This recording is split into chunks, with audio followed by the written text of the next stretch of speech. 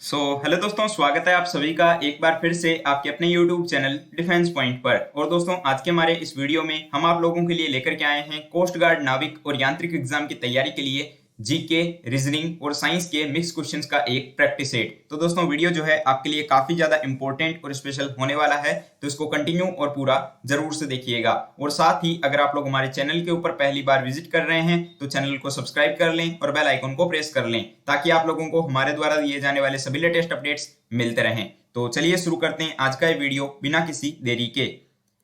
तो देखिए दोस्तों, फर्स्ट क्वेश्चन जो कि आपको दिया गया है कि इनमें से किस नदी को बिहार का दुख यानी कि शोरो ऑफ बिहार कहा जाता है। ऑप्शंस दिए गए हैं नर्मदा नदी, महानदी, चंबल या फिर कोशी नदी। तो दोस्तों, इसके लिए जो है आपका सही जवाब हो जाता है ऑप्शन नंबर डी, कोशी नदी।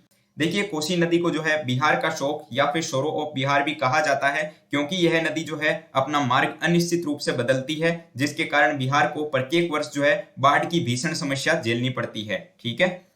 Now question number 2। और यहाँ पे देखिए आपको प्रश्न दिया गया है कि भारतीय प्रतिभूति और विनिमय बोर्ड यानी कि सेबी की स्थापना जो है इनमें से कौन से वर्ष में की गई थी। ऑप्शंस है 1974, 1948, 2006 या फिर 1992। तो देखिए, भारतीय प्रतिभूति और विनिमय बोर्ड की यानी कि सेबी की स्थापना जो है ये 12 अप्रैल 1988 को की गई थी। ठीक है।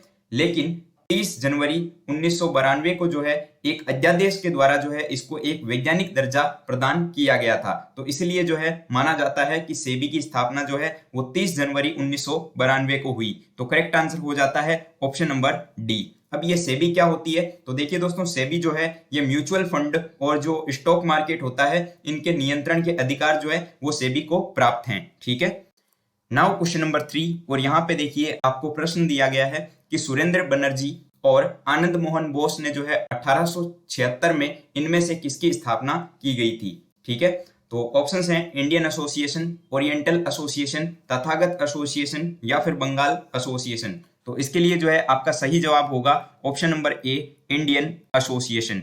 देखिए, इंडियन नेशनल एसोसिएशन जिसको कि इंडियन एसोसिएशन भी कहा जाता है, तो इसकी स्थापना जो है आपके 1876 यानी कि 1876 में जो है सुरेंद्र नाथ बनर्जी तथा आनंद मोहन बोस के द्वारा की गई थी। ठीक है। और ये ब्रिटिश भारत में स्थापित जो है पहली सम्मानित राष्ट्रवादी संगठन था। ठीक है।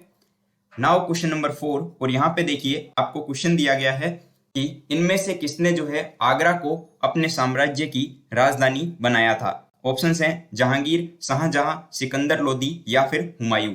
तो दोस्तों, इस प्रश्न के लिए आपका सही जवाब होगा option number C, Sikandar Lodi. देखिए, लोदी वंश का सर्वश्रेष्ठ शासक था सिकंदर लोदी। ठीक है। और इसी ने जो है आगरा शहर को जो है स्थापना और राजस्थान के जो है शासकों पर अपने अधिकार को सुरक्षित रखने के लिए तथा व्यापारिक मार्गों पर जो है नियंत्रण रखने के लिए आगरा को अपनी राजधानी बनाया। ठीक है। तो करेक्ट आंसर होता है ऑप्शन सी।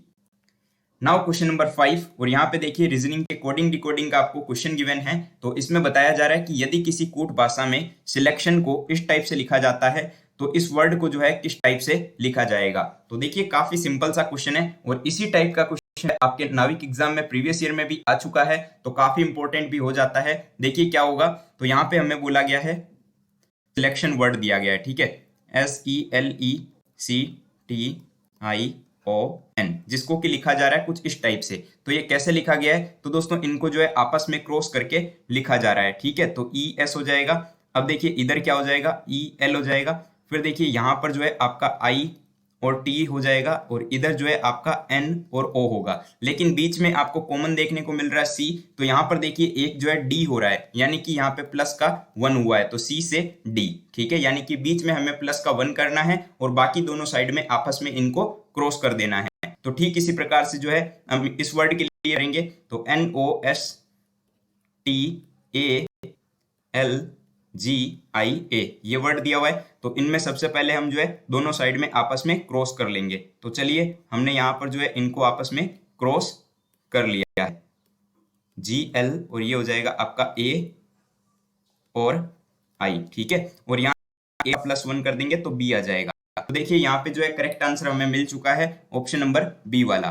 ठीक है। आई होप आपको समझ में आया होगा। नाउ क्वेश्चन नंबर 6, और यहाँ देखिए सीरीज का एक क्वेश्चन आपको गिवन है और आपको बताना है कि इस सीरीज की अगली संख्या जो है वो इनमें से क्या होगी। ठीक है, तो यहाँ पर देखिए कि सीरीज जो है वो 120 से 128 और उसके बाद में 128 से 144 की ओर जा रही है। तो अगर आप यहाँ पे देखोगे कि इसमें क्या हो रहा है, तो यहाँ पे प्लस का 8 हो रहा है। फिर अगर हम देखें तो यहाँ पे देखिए 8 से जो है 16 की ओर जा रही है सीरीज। फिर जो है अगर आप यहाँ देखोगे तो यहाँ पे प्लस का 24 हो रहा है, यानी कि 8 का टेबल यहाँ पे एक तरीके से हम बोल सकते हैं कि चल रहा है। तो जाहिर सी बात है कि अगले में क्या हो जाएगा, तो अगले में जो है प्लस का 32 हो जाएगा। ठीक है, तो हम 168 के साथ में दोस्तों प्लस का 32 जो है वो हम ऐड कर लेंगे। ठीक है, तो हमें क्या मिलेगा, तो यहाँ पे हो जाएगा ये 200। ठीक है, तो 200 जो है हमें मिल चुका है, यानी कि ऑप्शन नंबर बी जो है इस क्वेश्चन के लिए एकदम करेक्ट आंसर हो जाएगा। आई होप आपको क्वेश्चन यहाँ पे समझ में आया होगा। तो चलिए बढ़ते हैं हमारे आगे की ओर सवाल पे। नाउ क्वेश्चन नंबर 7, और यहाँ पर देखिए आपको इस फिगर में बताना है कि कितने त्रिभुज दिए गए हैं। ठीक है, तो दोस्तों ये क्वेश्चन ध्यान से देख लीजिएगा। आज मैं आपको बता रहा हूँ कि कैसे जो है त्रिभुजों की संख्या को आप काउंट करते हो। ठीक है, तो इसके लिए हम क्या करते हैं कि जो बेस में जो है हमें त्रिभुज दिए हुए रहते हैं, यानी कि 1, 2, 3 और 4। ठीक है, तो सबसे पहले जो है आपको इनको काउंट कर लेना है, 1 + 2 + 3 और +4 करके। ठीक है, और उसके बाद में जो है आपको इधर जो लाइनें दी गई है उनको काउंट करना है, 1, 2 और 3। ठीक है, तो इनसे जो है आपको क्या करना है कि इनको मल्टीप्लाई कर देना है। ठीक है, सबसे पहले नीचे वाली लाइंस को काउंट करनी है जो कि बेस में दी गई है, तो 1 + 2 + 3 + 4 करेंगे। और उसके बाद में जो है जो साइड लाइंस दी गई है 1, 2 और 3, इनसे जो है हम इनको आपस में मल्टीप्लाई कर देते हैं। तो देखिए ये कितना हो जाएगा, 2 और 1 3, 3 3 6 और 4 10 हो जाएगा। ठीक है, 10 × 3 कर देंगे। ठीक है, तो देखिए यहाँ पर कितना आ जाएगा, तो 10 × 3 करने से हमारे पास 30 आ रहा है, यानी कि इस फिगर के अंदर जो है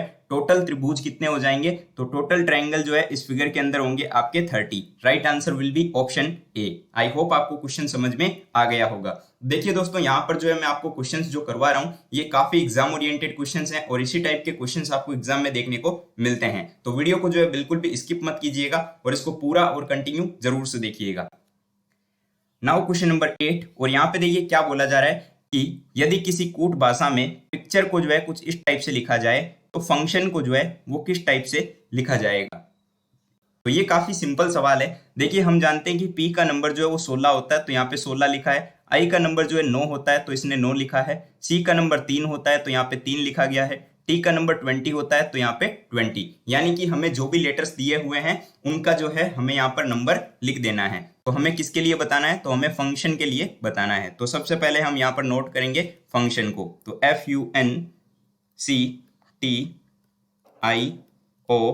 ये फंक्शन हमने यहाँ पर लिख लिया। अब f का नंबर हम जानते हैं 6 होता है। ठीक है, उसके बाद में u का नंबर 21 हो जाएगा, n का नंबर होगा 14, c का नंबर 3, t का नंबर होता है 20, i का नंबर होता है 9, o का नंबर 15 और n का नंबर 14। तो इस तरीके से जो है हमारा आंसर तैयार हो चुका है। तो अगर आप यहाँ पे देखोगे तो आपको ऑप्शन नंबर बी के अंदर ये दिया गया है। तो इस प्रश्न के लिए दोस्तों हमारा सही जवाब होगा ऑप्शन नंबर बी।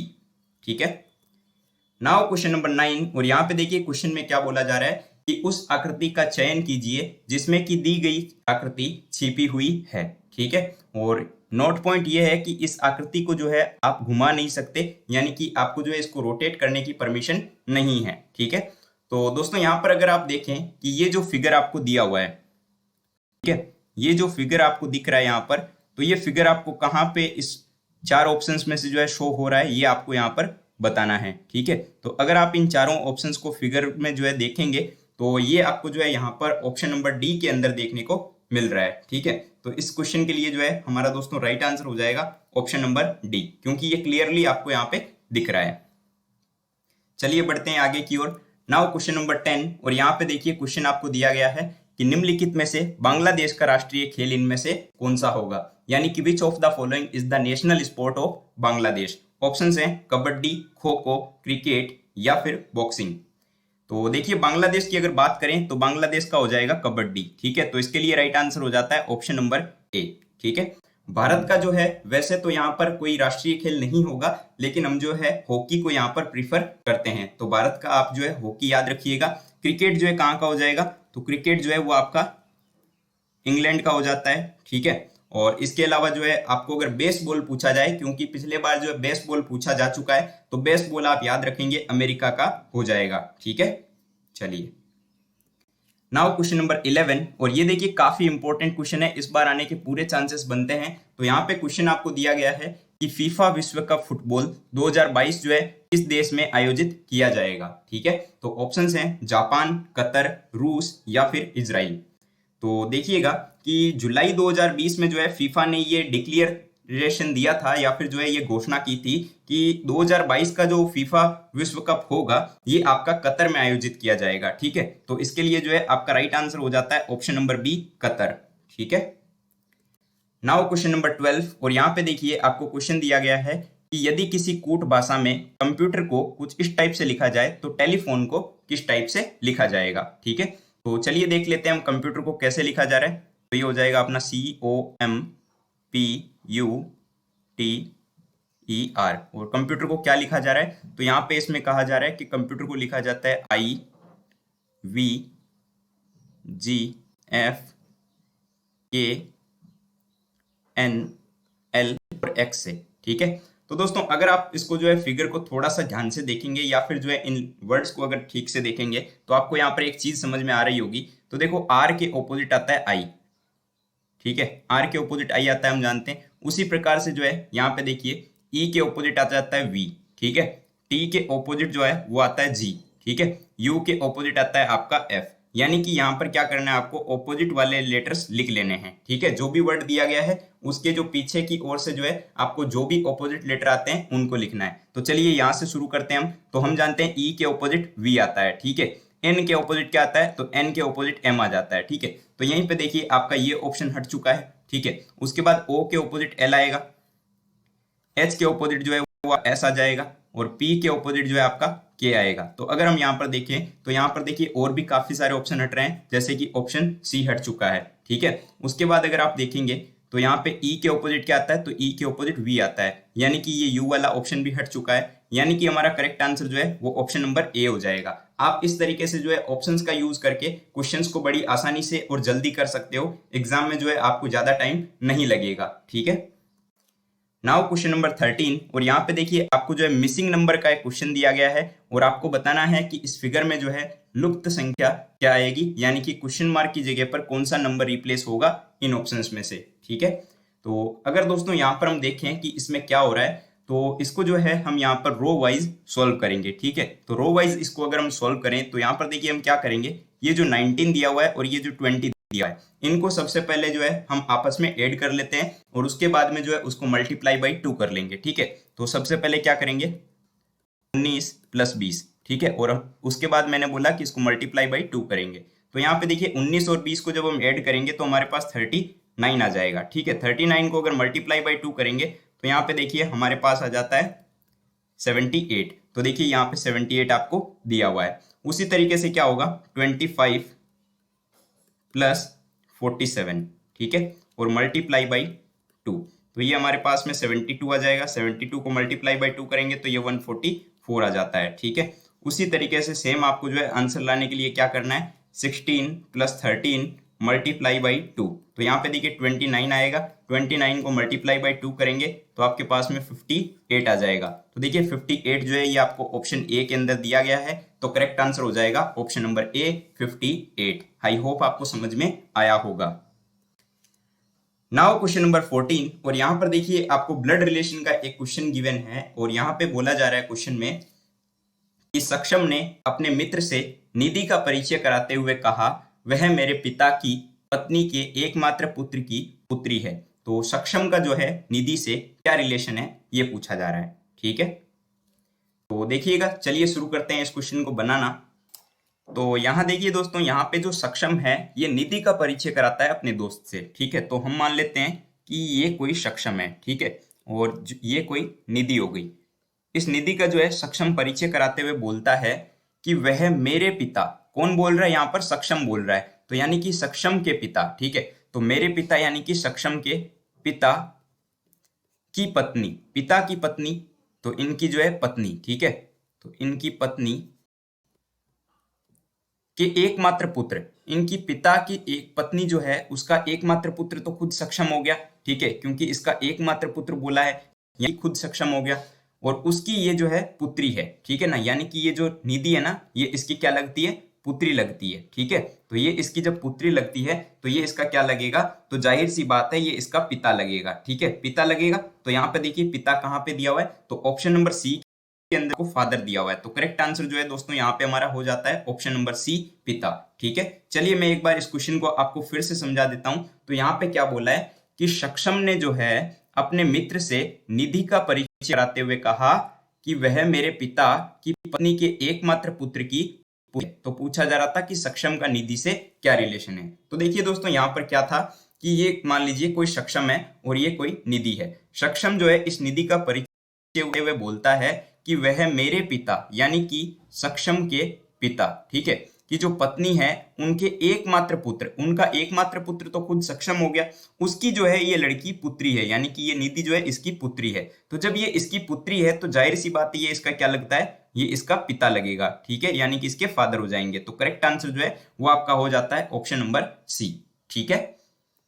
अब देखिए दोस्तों क्वेश्चन नंबर 15 जो कि आपको दिया गया है कि आमतौर पर सुरक्षा फ्यूज लगाने के लिए प्रयोग होने वाला तार जो है वो किस पदार्थ का बना हुआ होता है। ऑप्शंस हैं टिन, सीसा, निकल या फिर टिन और शीशे का एक मिश्र धातु। तो इसके लिए जो है आपका राइट आंसर होगा ऑप्शन नंबर डी। देखिए सामान्य रूप से जो है सुरक्षा फ्यूज या फिर जो विद्युत फ्यूज होते हैं उनको लगाने के लिए तांबा, टिन और सीसा की जो है एक मिश्र धातु से तार बनाया जाता है, ठीक है, और इसका गलनांक भी जो है वो कम होता है। तो राइट आंसर होगा option number D. Now question number 16 और यहाँ पे देखिए आपको एक इंटरेस्टिंग क्वेश्चन दिया हुआ है। क्वेश्चन में क्या बोला जा रहा है कि निम्नलिखित गैसों में से कौन सी एक गैस जो है वो धरती पर जीवन के लिए हानिकारक और लाभदायक दोनों है। यानी कि एक ऐसी गैस का नाम आपको बताना है जो कि लाभदायक भी हो और साथ में जो है हानिकारक भी हो, ठीक है।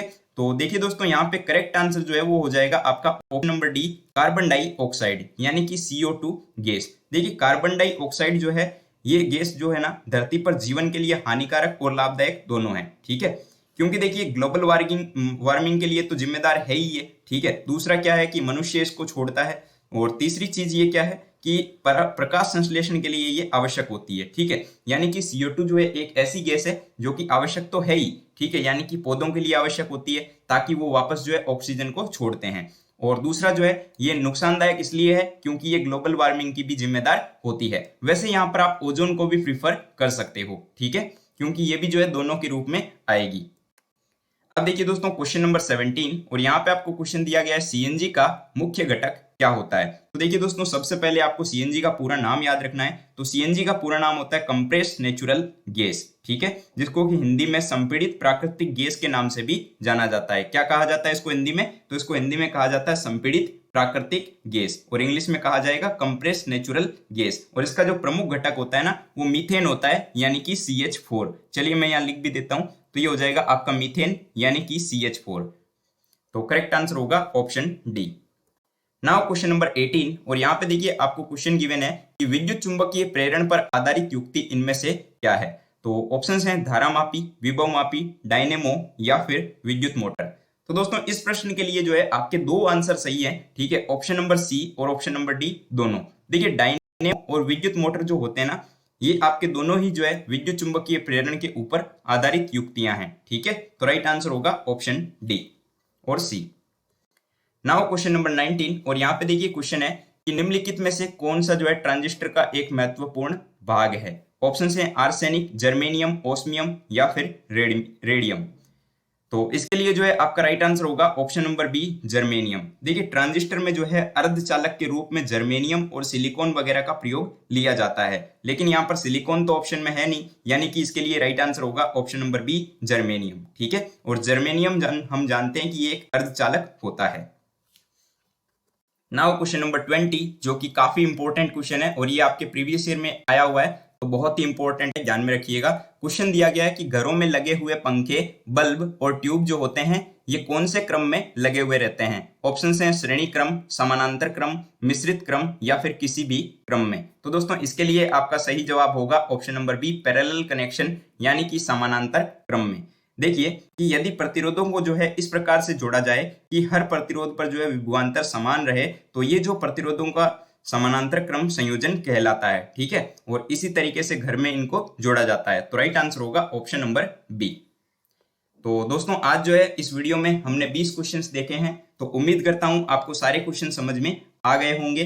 तो अब एक क्वेश्चन आप लोगों के लिए है क्वेश्चन फॉर यू सीरीज में, और काफी इंपॉर्टेंट लेवल का क्वेश्चन है। देखिए इसका राइट आंसर क्या होगा आप लोग नीचे कमेंट बॉक्स में कमेंट करके बताइएगा। तो आपके लिए क्वेश्चन है कि किस गुणधर्म के कारण पानी से भरे हुए बर्तन में डुबाई गई छड़ जो होती है वो मुड़ी हुई प्रतीत होती है। ठीक है, यानी कि हमें आभास होता है कि ये जो छड़ होती है जो पानी में डुबाई गई है वो मुड़ी हुई है। तो ऐसा कौन सी घटना के कारण होता है ये बताना है। ऑप्शन है परावर्तन, अपवर्तन, विवर्तन या फिर ध्रुवण। तो इसका जो भी राइट आंसर होगा नीचे कमेंट बॉक्स में कमेंट करके आप हमें बता सकते हो। दोस्तों उम्मीद करता हूं वीडियो पसंद आया होगा, तो वीडियो को लाइक कीजिएगा, चैनल को सब्सक्राइब कीजिएगा और अपने दोस्तों के साथ में शेयर करना बिल्कुल भी मत भूलिएगा। मिलते हैं हमारे एक नए वीडियो में, तब तक के लिए जय Hind and thank you so much for watching this video.